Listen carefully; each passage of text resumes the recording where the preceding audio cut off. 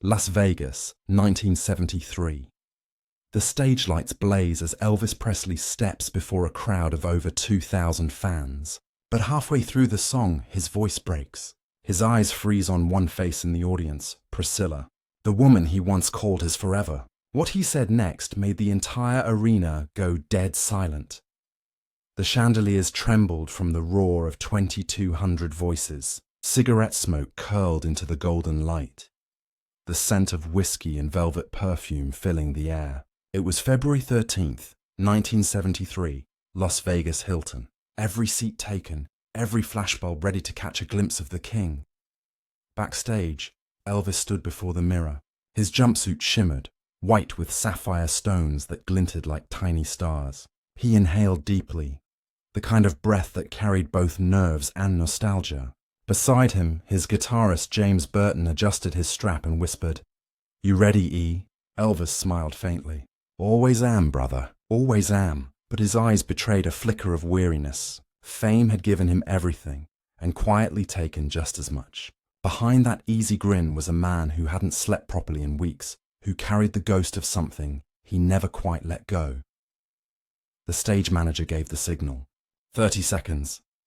Elvis rolled his shoulders, ran a hand through his hair, and muttered under his breath, "Let's give 'em a night they'll remember." When the curtain rose, the sound hit like thunder. Fans surged forward, screaming his name. "Elvis! Elvis!" He smiled wide, lifted the mic, and with a tilt of his head, the orchestra launched into C.C. Rider. The bass thumped, the horns flared, and the room erupted. From the first note, he was electric. Hips snapping, eyes flashing, voice rich and alive.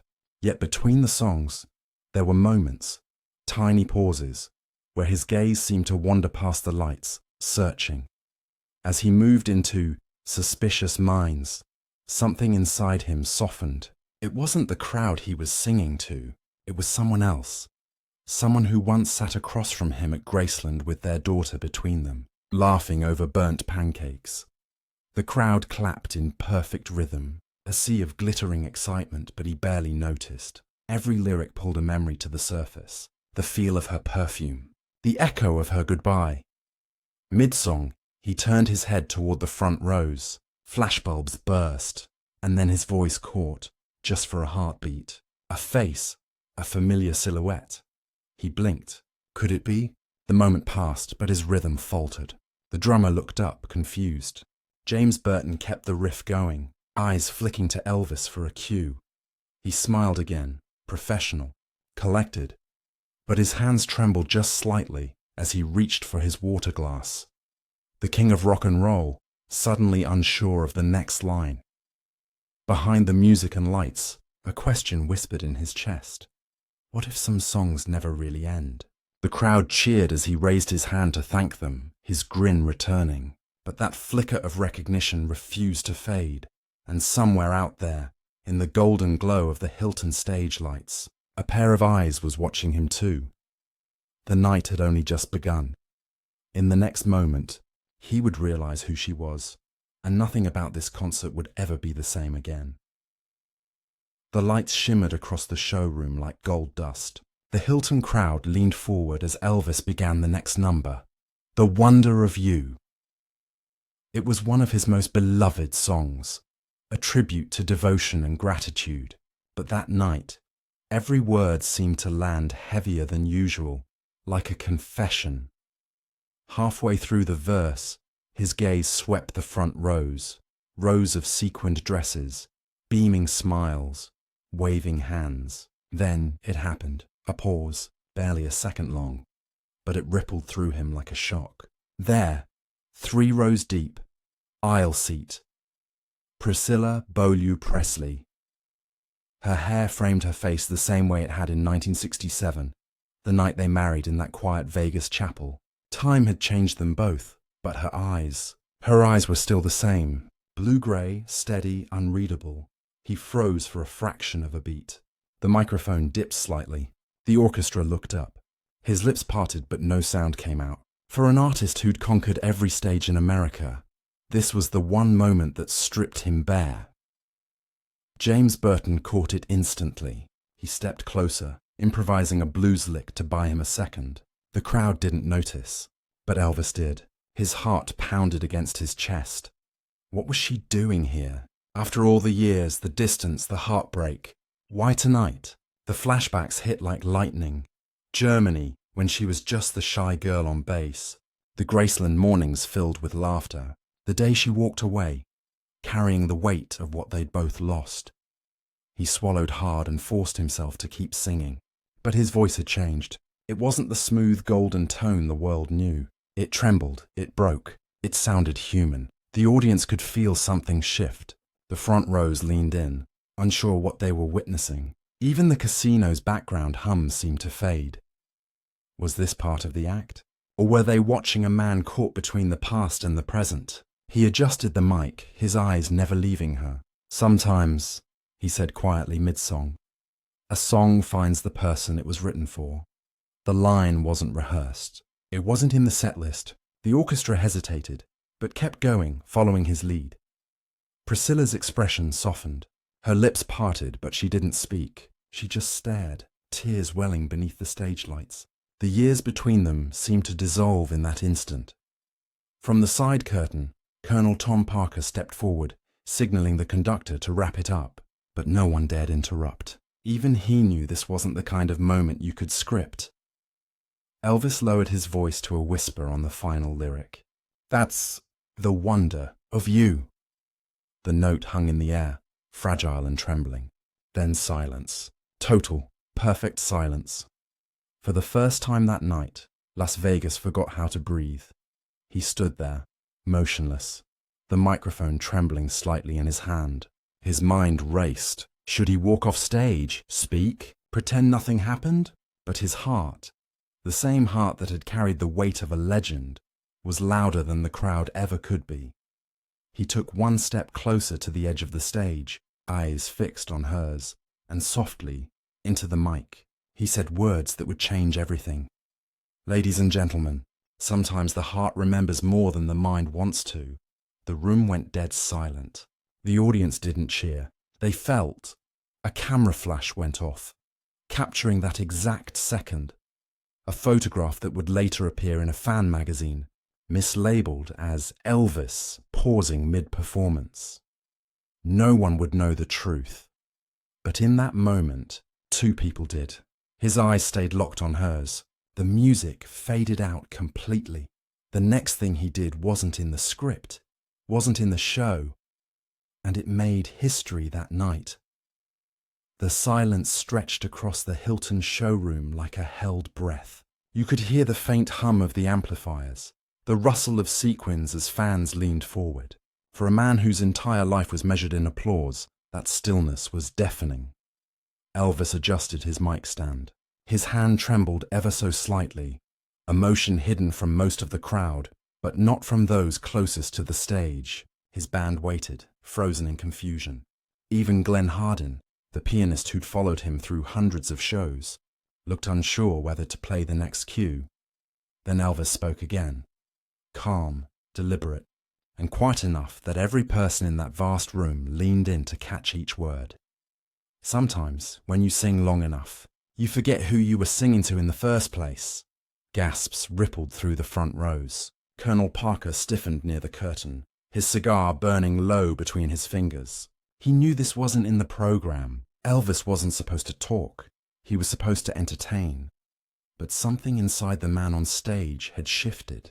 His eyes, once locked on the teleprompter's faint glow, now stayed fixed on Priscilla.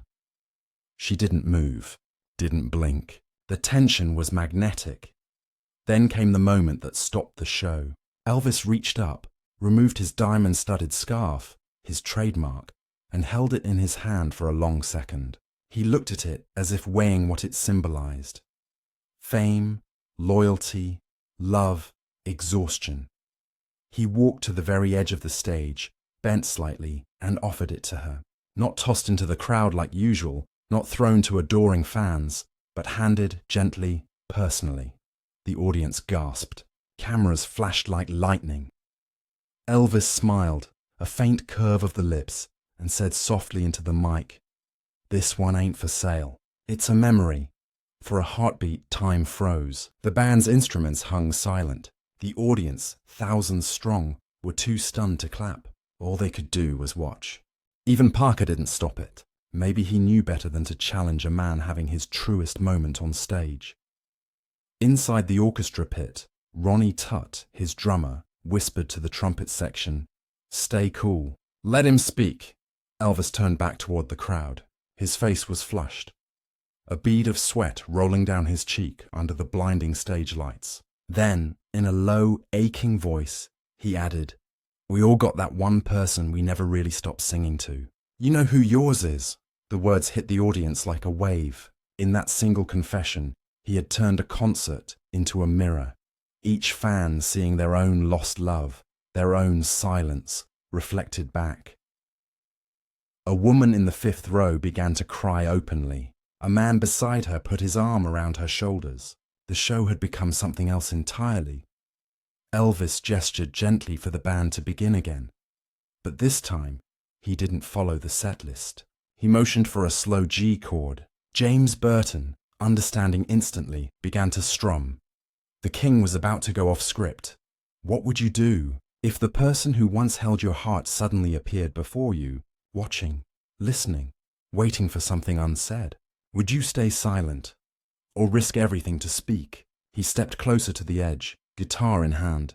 "I wrote this one a long time ago," he murmured. "Never thought I'd play it here."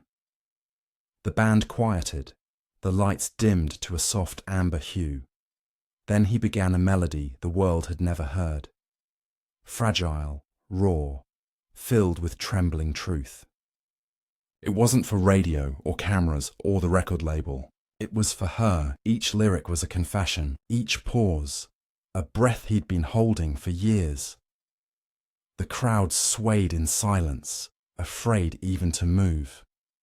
Behind the curtain, Parker whispered to an assistant, "He's gone rogue." But it didn't matter. The king wasn't performing anymore. He was remembering. As the final chord faded, Elvis didn't bow. He simply looked up, eyes glassy, and whispered into the microphone, "Maybe some songs aren't meant to end." The room went utterly still. Even the sound techs stopped breathing. Then, one last flash from the cameras, one soft cheer that dared to break the silence. The next words out of his mouth would turn that quiet moment into legend. The moment lingered, suspended between applause and disbelief. Then, as if waking from a dream, the orchestra waited for Elvis's cue, but none came. The Hilton spotlights painted him in gold, his chest rising and falling as he gripped the mic stand. Behind him, the massive curtain shivered in the hum of air conditioning. The conductor turned toward James Burton, uncertain, but James simply nodded. He knew better than to interrupt this kind of silence. Elvis lowered his guitar, his voice soft yet steady. "I wrote this next one for someone who once believed in me before the world did." A murmur rippled through the crowd. Then nothing. No brass, no percussion, just a single acoustic strum. It was a song no one recognized. Slow, delicate, aching. Later, fans would learn it had a working title scribbled on an old Graceland demo reel. "Always You." Never released, never finished, until tonight.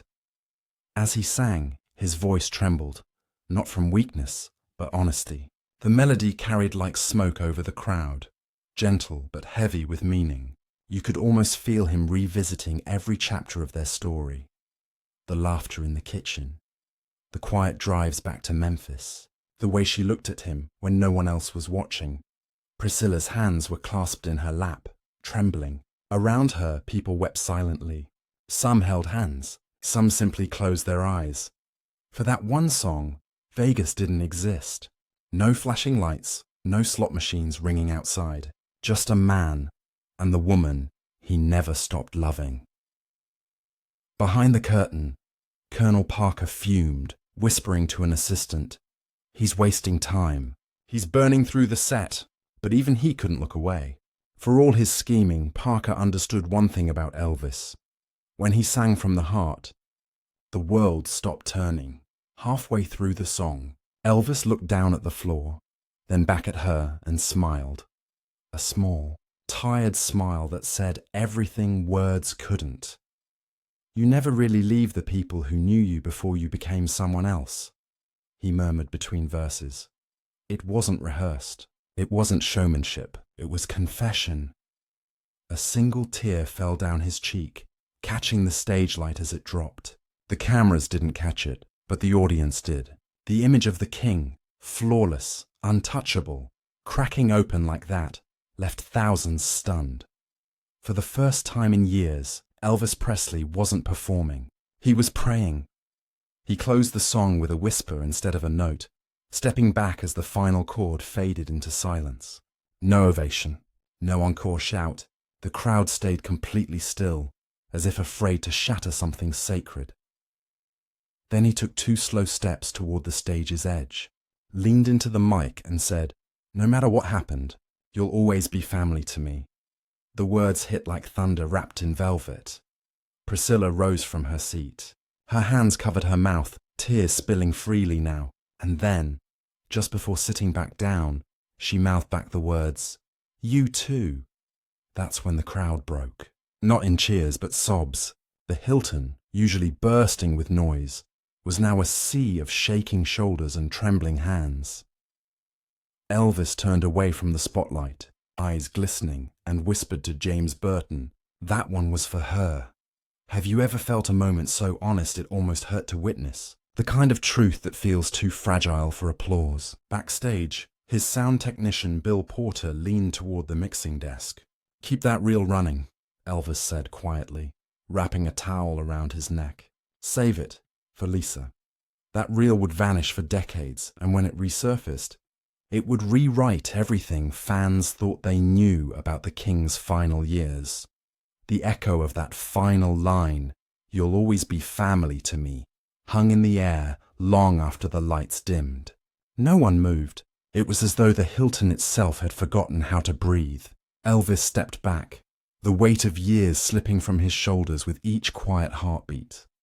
James Burton kept strumming softly, filling the silence with a tender rhythm. No one in the orchestra dared to interrupt.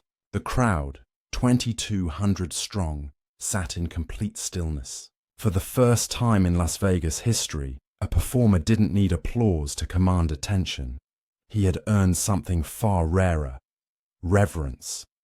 He looked down toward Priscilla again. She wasn't smiling, but her eyes told him everything. Gratitude, forgiveness, a silent understanding that some bonds never break, even when life bends them out of shape.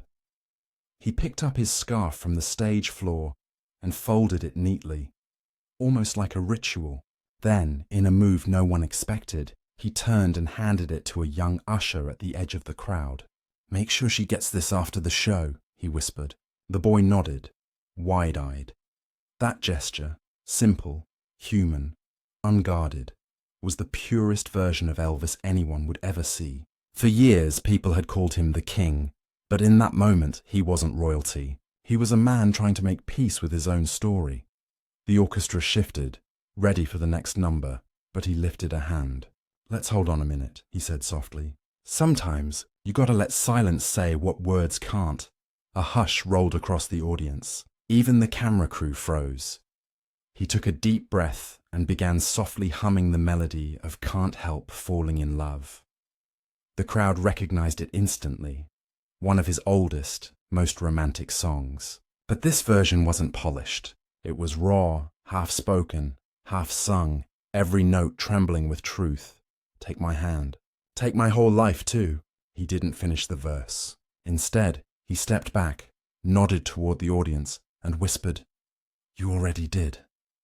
The lights dimmed to a deep amber glow. Fans covered their mouths. The arena felt like a church, still, sacred, infinite. Have you ever witnessed someone forgive without words? Can love survive in silence, or does it live because of it? He turned to walk off stage, towel over his shoulder, voice cracking just enough for the mic to catch it. "That's all I needed tonight." Backstage, his sound technician Bill Porter handed him a glass of water. "You all right, boss?" Elvis nodded faintly. "Yeah, I think I just let something go." Before leaving, he looked back toward the stage, where the spotlight still burned a small circle of light on the empty mic stand. It was as if the moment itself refused to fade. He reached into his pocket, pulled out a gold ring, the same one Priscilla had once given him before their wedding, and placed it gently on the soundboard beside the reel-to-reel tape. "If anyone ever hears that recording," he murmured, "they'll know what love really sounds like." The crowd erupted outside, chanting his name as he disappeared backstage. But for Elvis, the show was already over. What no one knew then was that the tape, the one labelled Hilton 73, Private Cut, would vanish soon after, taking that moment of truth with it, until decades later, the concert ended, but the story didn't. Somewhere deep inside the Hilton's sound booth, the reel-to-reel machine kept spinning, the tape capturing every breath, every tremor, every unscripted word. Bill Porter, the sound engineer, stopped the recording as Elvis stepped off stage and labelled it quickly in his neat handwriting. Hilton 73, Private Cut. He had no idea what he'd just documented, one of the most intimate moments in rock history. When the last fan left and the chairs were stacked, the tape was quietly stored away with the others. Dozens of live recordings, rehearsals, and alternate takes filled those metal shelves. But this one was different. It wasn't meant for the record label or television specials. It was personal. 2 days later, Elvis requested that the copy be sent directly to Graceland. "Keep it sealed," he told Porter. "Don't let the Colonel hear it. This one's for Lisa." But Colonel Parker wasn't a man easily kept in the dark. Within a week, he discovered the recording's existence. Witnesses later claimed he ordered it shelved indefinitely, saying, "Nobody pays to hear the king cry." The master reel disappeared. Some said it was destroyed. Others whispered that a backup survived, hidden among hundreds of unlabeled spools. Years passed. Elvis's health declined. By 1977, the voice that had once filled stadiums could barely rise above a whisper. Yet even near the end, when friends like Joe Esposito visited him at Graceland, he'd sometimes mention that night at the Hilton. "That was the last time I said what I meant," he'd murmur, half smiling. After his death, the search for the missing tape became almost mythic among fans. Bootleg collectors traded rumors. Journalists chased dead ends. Then, in 2008, something surfaced online, a grainy, muffled recording titled The Goodbye Show. It was only 3 minutes long, but in those 3 minutes you could hear everything. The hesitation in his breath, the crowd's stunned silence, the trembling words, "You'll always be family to me." The internet exploded. Forums filled with debates. Some swore it was fake, spliced from old shows. Others believed it was the real thing, a piece of lost history resurfacing after 35 years. In 2011, a fan named Marie Donnelly visited Graceland and donated a cassette copy her father had made from a Hilton sound engineer decades earlier. When archivists compared it to known Presley recordings, the voice, the pacing, the background noise all matched perfectly. It was authentic. The tape existed. Why do we cling to the things we were never supposed to hear? Is it because they show us that even legends are human? That night in Vegas had become more than a concert. It was a time capsule of vulnerability, that rare moment when Elvis Presley stopped being the king and simply became a man in love. This recovered tape was eventually digitized and archived under Presley's estate with a new label, Hilton 1973, The Goodbye Performance. And though it was never sold, one line from that recording, barely audible but unmistakable, still echoes through fan forums and documentaries today. "I hope she heard me." The world would keep replaying that line, searching for its meaning. But for those who truly understood Elvis, it wasn't about her anymore. It was about finding peace before the final curtain fell. The years that followed turned that lost tape into legend. Fans didn't just hear a performance. They heard a confession. Elvis Presley, the man who had filled stadiums and broken hearts across continents, had finally revealed the one truth hidden beneath all the rhinestones and applause. That love, no matter how fractured, never truly leaves you. At Graceland, The Hilton, 1973, goodbye performance reel was eventually restored. The engineers described it as haunting. His voice soft, deliberate, fragile. At the 38-second mark, you could hear a faint gasp, almost like he was holding back tears. Then came that quiet line, "Sometimes the heart remembers more than the mind wants to." Those who heard it in full say it didn't feel like a song, it felt like closure. By the late 1980s, Priscilla herself was asked about that night. Her answer was simple. "We both needed to say goodbye in our own way." He said his on stage. I said mine in silence. Her words carried the same grace that filled that Hilton room decades earlier. Across the world, fans who once idolized the king began to see him differently, not as an untouchable icon, but as a man learning how to forgive himself. That's the quiet power of that night. It wasn't about romance. It was about release. What does it mean to let go with love instead of anger? How many of us ever get the chance to do it? Every year now, at Graceland's memorial wall, a small group of fans gathers under the candlelight. One of them always brings a small cassette recorder. When the crowd falls silent, they play that 3-minute track, the goodbye show. The tape hiss fills the air, followed by his trembling voice. People cry. They hold hands. They whisper his name. Because that moment, captured on a forgotten reel, wasn't just the end of a performance. It was the lesson of a lifetime. Elvis Presley reminded the world that even the loudest legends are made human by the quiet things they never said. The stage lights fade, the crowd disappears, but that single whispered line remains. I hope she heard me. And maybe, just maybe, she did. If this story moved you, share it with someone who once meant everything to you. Elvis's final words weren't just for Priscilla. They were for anyone who's ever loved, lost, and learned to forgive. Because sometimes silence says what songs never can. Keep the echo alive. Watch the next story unfold.